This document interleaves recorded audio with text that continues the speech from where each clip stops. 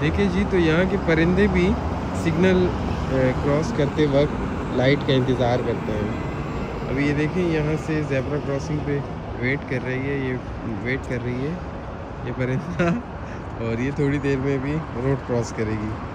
मेरे ख़्याल में इसको कोई चीज़ याद आ गई है, तो फ़िलहाल इसने अपना इरादा तय कर लिया, क्योंकि सामने एक रेस्टोरेंट है, उसकी तरफ जा रहा है ये परिंदा। ये देखें सामने इसके, अभी इसका प्लान चेंज हो गया है, या इसका कोई डॉक्यूमेंटेशन वाला काम है, तो वो करने के लिए इसको याद आ गया, तो इसने रोड क्रॉस करना छोड़ दिया है फ़िलहाल।